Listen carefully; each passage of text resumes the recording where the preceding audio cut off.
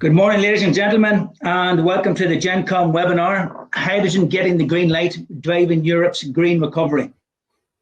Our seminar this morning focuses on the use of green hydrogen, renewable hydrogen from curtailed and other renewables to produce hydrogen as a green energy force and a green energy vector to move Europe forward. We have a lineup of great speakers this morning. We have Dr. Roy Monaghan from NUIG in Galway, Ian Williamson from High Energy in England, Mark Welch from Energia, and Ian Percy from Artemis Technologies. A lineup of speakers that are going to address all the different issues and importantly address the challenges that we see and you address during today's call as the challenges and the barriers and the obstacles in getting hydrogen onto the mainstream, getting hydrogen as part of the new energy equation. Some of the challenges that we think will show up later on a poll, but one of the first things we want to do is to make sure that we have interaction with all of the audience, and we have a small poll here to ask you, what sector do you represent today? On your right hand side you'll see a chat box and a polls. Are you from the energy sector, other private sector, a member of public, central government, local government or other? To answer the questions, please use your chat box on the side. This will give us a bit of feedback on the makeup of our audience, the reach of the audience, and allow all of the presenters to be able to tailor their presentations to who the audience are and the audience wishes in the presentation, to be able to meet some of your expectations today. We want to make sure that the event is live as best we can in this new world where we're all trying to navigate in the world of flux, post-COVID in different parts of Europe coming out of the COVID crisis, and be able to try and provide some light into this new energy equation for Europe. It's not easy doing live webinars in this new world. It's the whole new way of the new conferences. We can't see the audience, but you can see us, so it's hard to gauge, are the audience awake, are they engaged, are they sleeping, are they otherwise distracted? So we want to try and keep this as much as possible as we can a two-way conversation.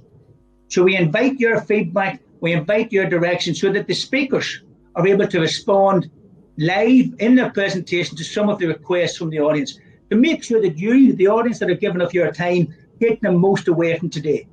So over the next 30 seconds, if you just ask those couple of questions where you're from, we'll be able then to address that.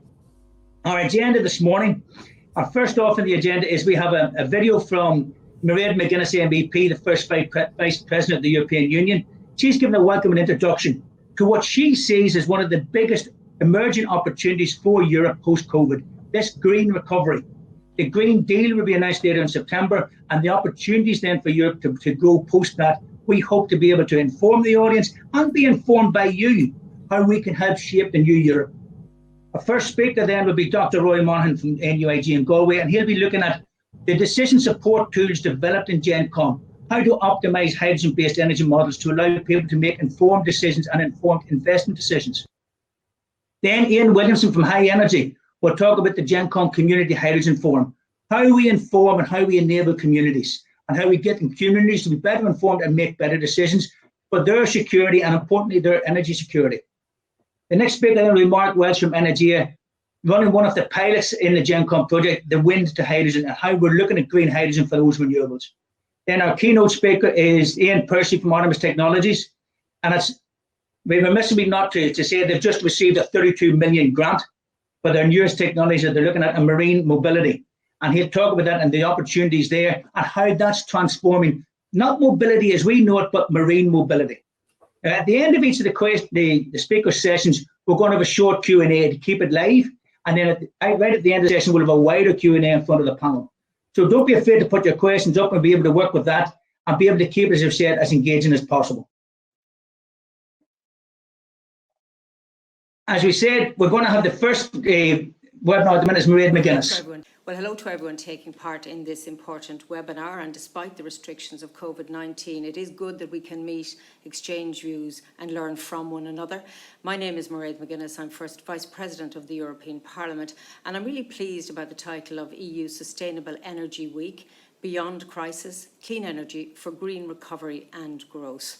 I'm also a member of the Parliament's Environment Committee, where climate change is front and centre of everything that we do. So the European Union wants to lead on tackling climate change and has set a very ambitious target of achieving climate neutrality by 2050. And indeed, all member states are hoping to achieve that target individually as well as collectively at EU level. The production and use of energy accounts for 75% of EU greenhouse gas emissions. So it's very clear that our power sector, our energy production and use needs to become more sustainable and based on renewables and the phasing out of fossil fuel use. My work on climate law is as the EPP Shadow Rapporteur, and we're hoping to enshrine in legislation that target of climate neutrality by 2050 by the end of this year.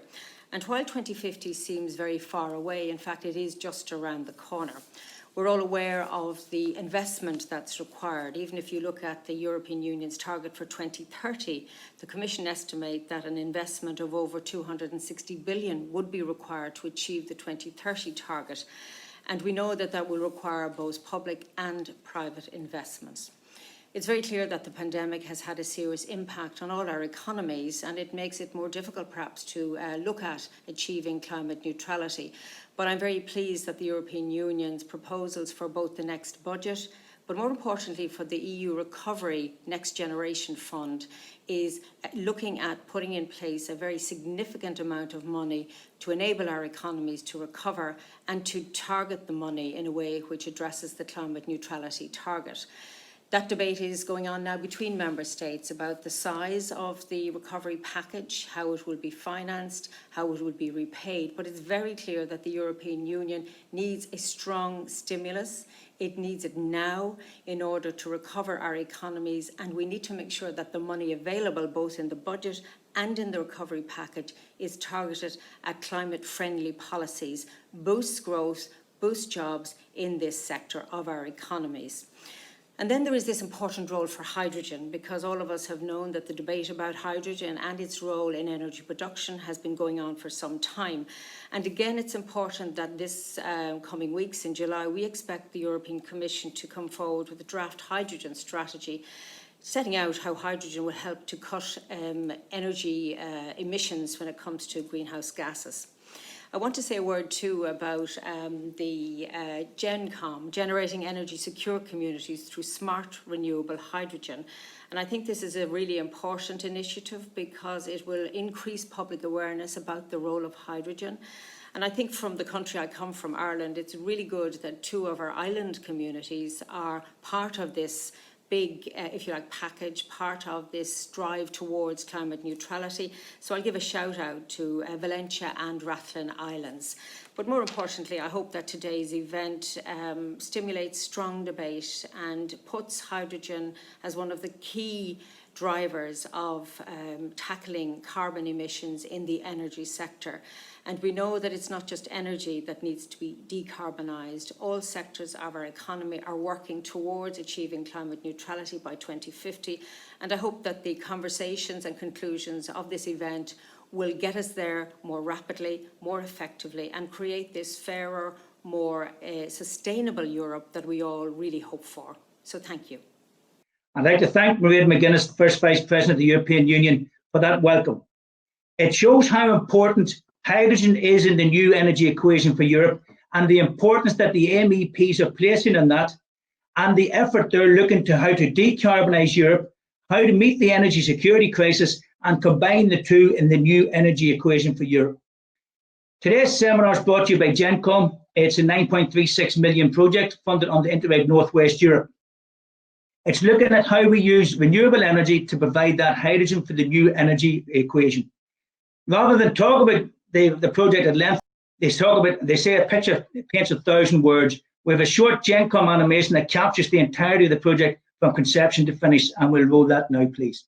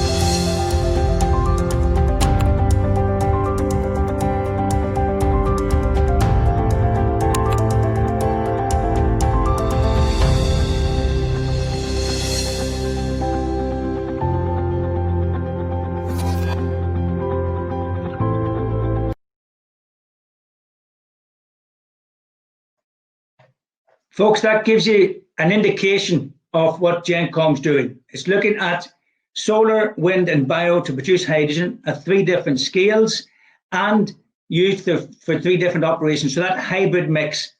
Apologies, I can see a lot of you weren't able to see the video from Mairead McGuinness. What we'll do is we'll check that and we'll run it at the end of the conference if that's okay. As they say in live TV, if something's going to go wrong, this is the time it'll go wrong when you're live. So apologies for those that couldn't see it. As you said, we'll run it next at the end of the session. One of the challenges that we have in hydrogen is how we overcome the different obstacles and hurdles. So the key goal for today is to talk with yourselves, with the audience, to find out what you perceive as the main obstacles that pose the greatest barrier for hydrogen getting the green light. At the minute, there's a lot of talk about hydrogen. When we started our GenComm project over 6 years ago, we were what we would call the renewable energy hydrogen mavericks. We were doing something that people didn't even think about. We were doing something that people frowned upon. Now it has moved to mainstream because of the carbon crisis, because of the CO2 crisis, and now it is an option. But it's still on the orange light, it's still waiting for go and greater acceptance. So we would like to ask the audience, what do you see as the greatest challenges posing to hydrogen being accepted and getting the green light? Is it cost? Is it government funding or subsidies? Do legal barriers pose obstacles? Are there technical challenges you think still need to be overcome? Is it public perception and the safety elements? Are there supply chain and coordination obstacles, or are there others? So we can ask the audience to come back with their thoughts on that poll and see what you think. And as we get those thoughts coming back, we'll ask all of the speakers, Rory, Ian, Mark, and Ian Percy, to address those within their presentations and as part of their presentations on how they're currently addressing those in the projects and how they're overcoming those obstacles that people are able to see and people are able then to work around that. We use the phrase work around, where not all obstacles can be surmounted, but we can find ways around it and ways to do that. And we'll address those challenges as we see, and we'll capture those challenges from you and making sure that we're able to get that, to be able to see the stuff that's coming in there. And that makes a lot of sense to you. If I look at the polls now, cost is coming in at the greatest with 36% of your current votes. If you're putting in other, if you could, in your chat, just detail some of the others that you're talking about. But cost by far is 36%, 35% of the challenge that you see, followed by public perception at 15%. So we'll address those, and we'll ask the speakers to address those as we go forward. And during the Q&A, I'll come back to that, and we'll ask the audience then about that, or ask the speakers about that. We used to use the phrase hydrogen renewables, where we're using hydrogen and renewables combined. And Paul Coelho uses the phrase, the world is changed by your example, not by your opinion. So you lead by doing. You start demonstrating and show people by actions what can be done and what should be done in order to change this crisis we're in. We're on the cusp of a new industrial revolution. The green economy is opening up a whole new low carbon sector for jobs, for growth, for economic development. The growth will be driven by interaction between the rapid technological innovation, sustainable infrastructure investment, and increased resource productivity. But it will be driven primarily by people. People like ourselves in today's webinar, how we shape that future, how we design that future for people moving forward. The GenComm focus is generating energy secure communities, providing people with the security to be in charge of their own energy production, rather than be at the end of a supply chain, put them at the start of the supply chain. Within Europe, we're at the end of very long energy supply chains, and we are at the risk of that. How do we reverse that equation and put Europe at the start of it?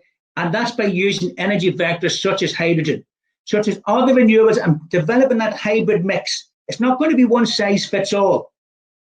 The easy thing about fossil fuels, it answers a lot of questions, but it creates a lot of problems. But in addressing those problems, it's not going to be one solution. It's going to be a mix of solutions for different uses, for industry, for heat, for transport. It's going to be that hybrid mix. And GenComm focuses on utilizing those renewables, looking at those peripheral renewables and bringing them mainstream and giving them the energy carrier optimization in heating, energy, and domestic and in industry. The GenComm partners are drawn all from across Northwest Europe, in Ireland, the UK, France, and Germany. And we're looking at all the different options there. As we saw in the animation, the wind to hydrogen pilot is in Ballymena, run by Energia. The bio to hydrogen pilot is run by PEC in Stornoway, and the solar to hydrogen is run by ETSIS in Germany. And we're supported by other partners in NUIG and in INSA and GenComm to be able to develop that, and TK Renewables in Derry as well, to be able to develop that mix, not just of a technical solution, but a social solution to make sure we're able to influence and bring the power forward. Our GenComm value chain flows from left to right on the screen.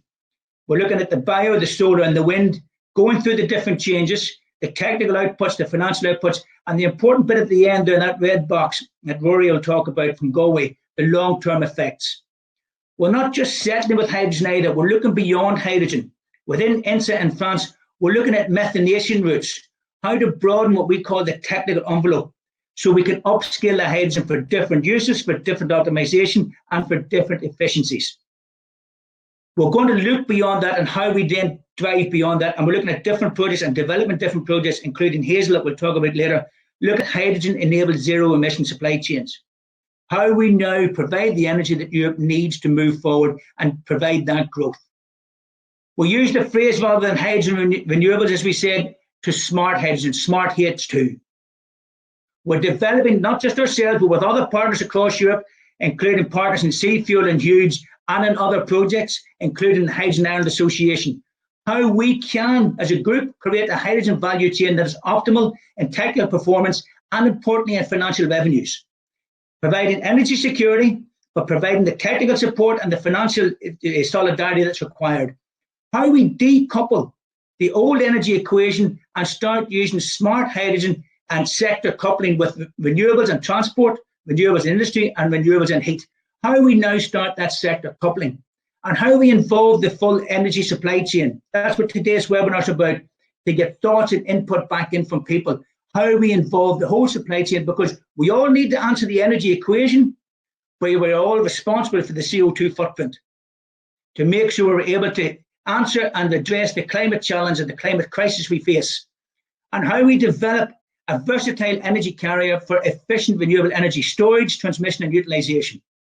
All the different uses, how we meet the challenges, how we address the opportunities, and how we adapt for future uses and for future energy demands within Europe and beyond.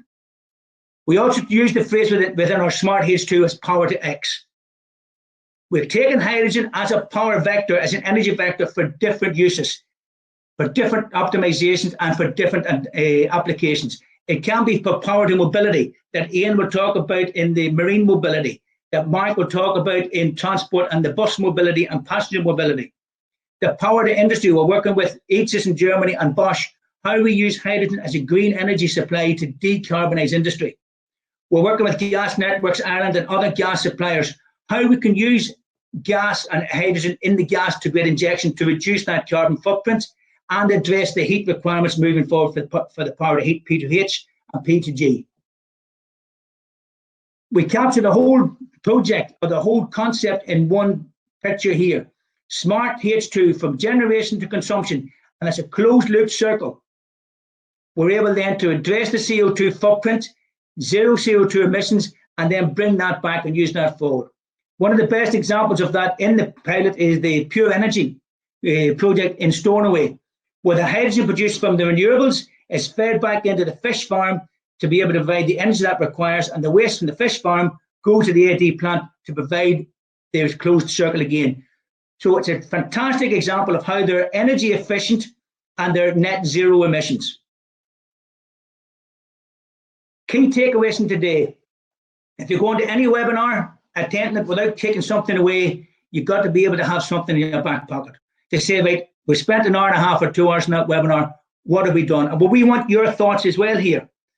Our key thought is, with GenComm, with all the other projects we've mentioned, Sea Fuel and Hughes, and with all of our other partners, not just within GenComm, but beyond, and with our partners in Northwest Europe, Interreg, how we now can change that economic paradigm where energy production is a secondary product of the economy, how we now make that as a primary driver of the economy, how we now look at zero carbon and that zero carbon economy being the growth and the catalyst and the stimulus for the green growth. That's a key takeaway we're providing, but we want your thoughts, because your thoughts and feedback will inform our work as we move forward, and we will use it. So use the chat function, and we'll come back to this at the end of the presentation. What are your key takeaways? What are your key 2-3 lines that you've learned from today that you want to utilize in your work, and how can we help you? One of the biggest outputs of GenComm is influencing the public and our communications team under Anne Art, how we use dissemination and information to help inform society and move the agenda forward. So your thoughts and feedback are critical to this morning. This has to be a two-way communication. It's not a one-way webinar. We're trying to keep it as interactive as possible. So we would like to see your key takeaways, and we'll come back to that right at the end. One thing we will say is all of the slides will be available on the GenComm and the Community Hydrogen Forum websites after the session. They'll be live on Friday. So don't worry about getting notes up. We'll give you all the sessions you need.